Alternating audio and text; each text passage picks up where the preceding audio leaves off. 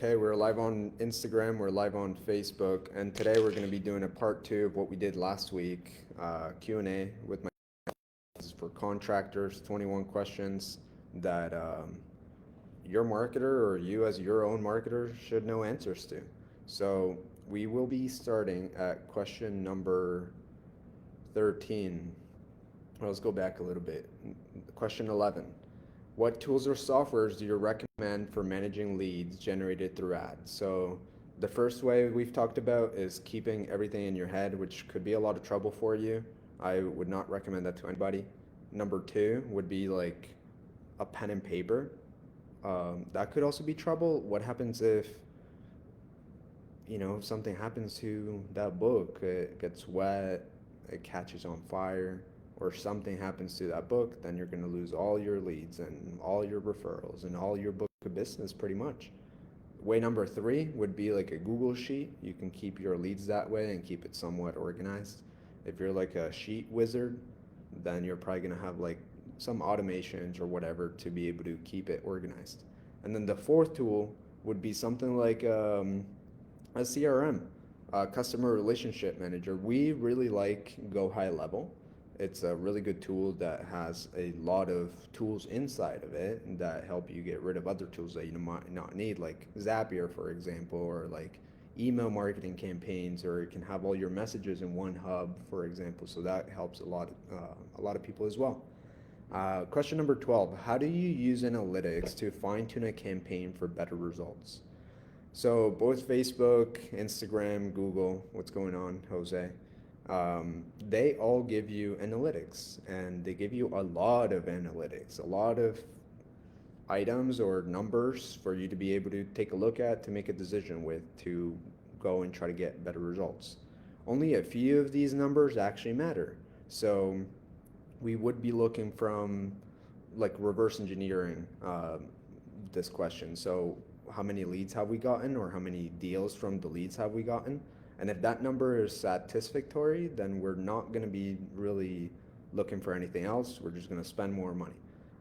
So how many deals have closed, how many leads came in, how many walkthroughs from those leads have come in, what the like pickup ratios are. That's all sales. But before that, what's the cost per lead? What's like the click-through rate? Link click-through rate is super important. That shows you how many people, let's say, are looking at the ad and then clicking to the next step. And then that tells you if the creative, the image or video, or the ad copy is actually doing well or not. So those are like the main analytics that we would take a look at for better results, or to try to get better results. Number 13, and it's actually Friday 13 coming up. I don't know if you guys knew that. But what's the most effective way to use Facebook ads for contractors compared to Google ads? So the most effective way would probably be on Facebook to have really good creatives, all the way from amazing images, videos of you talking, giving value to the people, entertaining them, educating them, so that you can be able to reach a lot more people, get known, get liked, get trusted, and then be able to pitch those people who you end up warming them up, if you will. So with Facebook specifically and Instagram, you can warm up a lot of people for very cheap. With Google, since it's search-based intent, people are going to be going to your pages and they're going to be taking a certain type of action. So to retarget them on Google, it would either have to be display ads, the stuff that kind of like follows you around, which is pretty annoying, or the YouTube ads. And for that, you also need content as well. So the most effective way to use Facebook ads for contractors compared to Google ads would be with amazing content. Number 14, are there any trends in digital advertising that contractors should take advantage of? Some trends, let's see. Well, yeah, just the video content, capitalizing on content itself organically on Facebook, on Instagram, even YouTube Shorts as well, even TikTok. That could be a trend. Google ads have always been there, so that's not really a trend. Facebook ads is not really a trend. Um, Local home service ads for some people, I've seen that be more popular recently. SEO is not a trend; it's just something you do, but it just takes a longer to be able to get results for you. Trends, yeah, just be like hopping on those like trendy videos or content ideas that you'll see around. Not really sure about trends for like digital advertising. 15, how do you leverage video content in advertising campaigns for contractors? So, two ways. We break it down into like warming people up and then pitching the people, your ideal future customers. So, we're not going to be pitching them all the time because that can get annoying and your brand, not value, but I forget what you, affinity, if you will, is going to come down. So, the first way that we would leverage the content is by giving value to the people, getting them to know you, to like you. And a lot of this content will be posted on the pages. You'll see, for example, us, we're practicing what we preach as well by posting a lot of content consistently. And then we're also putting ad budget behind that content just to give value to the people, reach our ideal future customers, because organically alone, that's not going to go to the people we want it to. So we put ad dollars behind it, behind that video content to get in front of the people that we actually want to work with. And then we create, and that's the same thing for our contractors. And then we create more content just for ads. So it would be retargeting certain people or just going after cold audiences to be able to get them to take certain type of actions. So that's how we would leverage video content and advertising campaigns for contractors. And that's how you could do it too. Either getting people to know, like, and trust you, giving them value, educating them, entertaining them, or with actual ads. So you'd be calling out the area, the people, showing them what you could do, and then asking them to take an action at the end of that video. All right, number 16. What do you do if an ad campaign isn't working as planned? So normally, you want to be working in multiples of 100 or 72 hours, so 3 days. So if you're working in multiples of 100, either like 100 clicks or spending $100 a day, and 72 hours have gone by, that's kind of like the judgment period, then you want to take a look at the analytics, the numbers of what I was talking about earlier. How many leads have come in? What's the cost per lead? How many like deals have come through, if anything? And if the campaign isn't working as planned, it probably means that no deals have come through. Maybe a few leads or no leads have come through. And so you have to do something about it because you've spent some money. Maybe people are clicking or not clicking.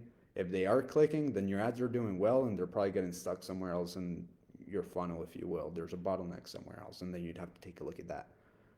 Or they're not clicking, and then your ads suck, and then you have to refresh the creative so that you can drive more people to where you want them to go. So if an ad campaign isn't working as planned, it's either one, we're getting leads and you're not closing them, or two, you're not getting leads, no one's clicking on it, and we have to refresh the ad creatives or find the bottleneck to then be able to free it up to be able to get more people through the funnel. 17, how do you approach contractors who feel they've wasted money on ads in the past? Well, it's like the same way that any profession should approach it. Let's say that you're going to the dentist and you go to a cleaning and you've been going once every 3 months, let's say, to a certain dentist. And then for some reason you've switched around because maybe their pricing sucked or this certain dentist that you've been with all your life has moved, so they refer you to someone else. And then you try that someone else new and they hurt you, like they hurt your mouth, or maybe you don't get the results that you're getting with them. Does that mean that all dentists suck? Like, what about the first one that you had your whole life? That one was amazing. So just because that one was amazing doesn't mean that all dentists are amazing. And just because the second one you had didn't do a good job doesn't mean that everybody, all the dentists, suck. So in our case, if you feel like you've spent money on Facebook ads and Google ads and you feel like you've wasted it, There's probably so many reasons why you might feel that way, or you actually like wasted the money. Because that could happen. You could spend thousands of dollars and wasted it if you're just running maybe like an engagement campaign or a brand awareness campaign and get nothing out of it. So I can understand that feeling. So there's a lot of variables of why this might happen, of why you might feel that way. And it's hard to know right now, and it's not a one answer fits everybody. There's different scenarios for everybody that might feel this way, that they've wasted their money. And another thing too is like sometimes I get people that are like, oh yeah, I've tried ads in the past, I've tried Facebook ads, and they just don't work. You know, I've tried for so many days, so many weeks, and they just don't work. And they're like, yeah, I'm just never going to try that again. I'm not going to advertise. I'm just going to run my business out of word of mouth. And you guys that are doing well, you're probably laughing at this. Um, but what I tell them is like, all right, hey man, do you have a wife? And they're like, yeah. I usually like, yeah. I'm like, hey, do you like women? And they're like, yeah. And either they're dating someone or they're not. And then I'd be like, okay, so before you met this person, your wife now, were you there dating other people? Did you go through maybe a few people to get to this right person that you're with now, that you're having an amazing life with and creating the rest of your life with? You had to go through other people. So just because those other people might have hurt you, it doesn't mean that you go become a homosexual now and you start liking men. You know, you try different things, different strategies, different mating strategies to then be able to go and find the woman or your man of your dreams. So just because you had a bad taste in your mouth, just because you may have wasted some money yourself, or maybe you hired someone that didn't know what they were doing and they wasted that money, doesn't mean that every ads person sucks or Facebook ads suck or even Google ads suck. It just might mean that whatever you've tried might have not been the best, I guess, like not criteria, but the best like case scenario or the best practices, if you will. That's the word I was looking for, to get the results. So if you feel like you've wasted your money, I'd encourage you book a call with me, and we'll take a look at your accounts and we see where the bottleneck might be and what you can do about it. All right, running a little bit short on this. Supposed to be going faster through these questions. We're at 19, 18. Someone's calling here. Okay, we're back. Now, what's the best way to address clients who said, I've tried ads and they don't work? That's the same answer I had for the other one. And then we have 19, 20, and 21. Okay, three questions. I'll try to answer this real quick. How can contractors use ads to build long-term relationships with customers instead of just one-time jobs? Recurring services that you could offer them, or referrals, just kind of like checking in on them, even just putting content out there to your current clients that helps them either keep maintenance of whatever you've done for them, or XYZ valuable content that you can put in front of these people will likely build those long-term relationships that you might be looking for. 20, what's the most memorable success story you had working with a contractor? What's the most rewarding part of helping contractors? So these two we're probably going to leave. I like to keep these lives under 15 minutes, and I have someone coming in and have some calls to get to. So drop more questions. Let us know how we might be able to help you guys, and we'll talk soon. Bye.